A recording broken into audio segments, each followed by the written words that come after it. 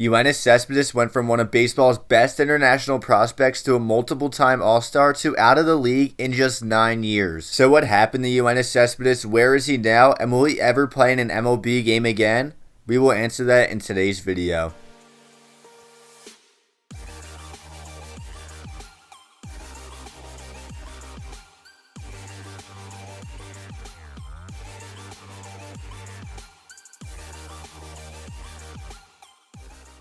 Cespedes was born and raised in Cuba and played in the Cuban Baseball League, where he put up dominant stats over the span of 8 seasons, hitting .319 with an OPS just under 1,000. In the summer of 2011, at the age of 25, he defected from Cuba for the United States, and less than 8 months later, he signed a 4-year deal worth $36 million with the Oakland Athletics. Viewed as a 5-tool player, Cespedes performed like one in his first MLB season, hitting .292 with 23 homers, 16 steals, and 82 RBIs in 129 games. He finished 10th in the MVP voting, 2nd in the AL Rookie of the Year voting, and was a huge reason why the Athletics finished 94-68 and 1st in the American League West. Like most rookies, Cespedes struggled in his sophomore season as Major League pitching began to exploit his weaknesses. His walk rate went down, his strikeouts went up, and all his offensive numbers slightly dropped. But the biggest drop was in his BABIP, or batting average on balls in play. It dropped over 50 points from the previous season. Despite the struggles in his sophomore season, he did make MLB history during the Midsummer Classic when he became the first player to win the Home Run Derby that was not selected to that year's All-Star game. Going into 2014, Cespedes rebounded nicely the first 3 months of the season, posting 2 months with an 850 plus OPS, and through July 1st was hitting .273 with 14 home runs. Offensively, Cespedes was doing his thing, but it was on the defensive side of the ball where he really made a name for himself due to his incredible arm strength and ability to throw out runners.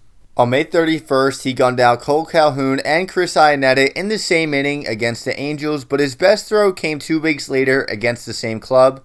It's June 10th, and it's a 1-1 game, Angels vs. Athletics, and Mike Trout is up to bat, and he laces a single down the left field line that Yoenis Cespedes bobbles. With Howie Kendrick already rounding third, it looks like Cespedes has no shot at the plate, but he makes an insane throw from 300 feet away to get the runner at the plate and keep the game tied. And to top it all off, in the same series, Yoenis Cespedes made another spectacular throw from the warning track to get Albert Pujols out at third base. Those were just 4 of his 11 outfield assists that year, and his 11 outfield assists led all of Major League Baseball. With excellent play on both sides of the ball, for the first time in his career, Yoenis Cespedes was named to an MLB All-Star game, finishing 3rd in the voting behind Mike Trout and Jose Bautista for outfielders. The first half of the 2014 season was special for Cespedes, but he was traded at the 2014 trade deadline from Oakland to Boston in exchange for Jon Lester and Johnny Gomes. Cespedes would only play 51 games in Boston and hit .269 with 5 home runs, but altogether in 2014 hit 22 homers, drove in 100 runs, and his on-base and slugging were better than the year prior. After spending the second half of the 2014 season with Boston, and for the second time in 5 months, he was traded to Detroit as part of a 3-player package for Rick Porcello. Now with this 3rd team in less than 2 years, Cespedes got off to the best start of his career with the Tigers in 2015. On opening day, he robbed a home run in a Tigers win, and through 102 games for the club, he was hitting .293 with 18 home runs. Although Cespedes was having a great season, the Detroit Tigers were not, and once again, and for the second time in back-to-back years, Cespedes was traded at the deadline,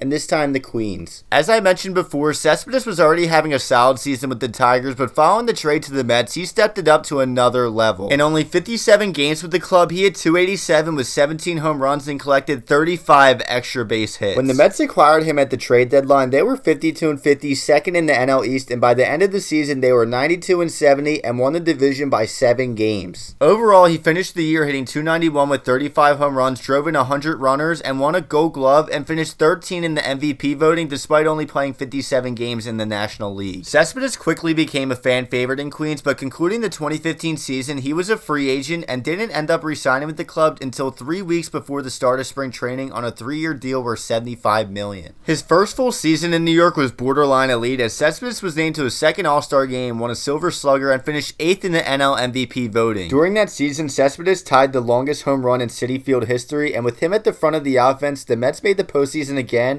but would get shutout by San Francisco in the wildcard game. After another all-star caliber season, Cespedes opted out of the 3-year contract that he signed with the Mets in the prior offseason, hoping to get a bigger deal with the club, and he did. The move paid off for him as he got a 4-year deal worth $110 million in free agency with the Mets, but the deal would not pay off for the Mets down the road. In the first 2 years following the 4-year extension, Cespedes would only combine to play in 119 games due to multiple leg injuries. In 2017, his season was cut short due to a hamstring injury, and in 2018, he only played in 18 games before undergoing surgery on both of his heels. Cespedes would not be ready at the start of the 2019 season, but it looked like he would return at some point for the Mets, but he did not. In May of 2019, Cespedes was on his ranch and fractured his right ankle, which he later underwent surgery on, and it ended any hope of him returning that season. After having all off-season to recover, Cespedes was finally healthy going into 2020, but he would only play in 8 games and hit under 200 before suddenly disappearing on August 2nd. The Mets had a day game that day, and it was announced that the Mets did not know where he was and had security looking for his whereabouts. A few hours after looking for him, his agent came out and said that he was actually okay, but instead was opting out of the season due to COVID-19 concerns. His contract expired following the 2020 season, and as of today, Yoenis Cespedes still remains a free agent. It's possible that August 1st is the last time Yoenis Cespedes stepped on a major league field, and it's a quick turnaround for Cespedes, who went from one of the game's best outfielders to out of the league in less than 5 years.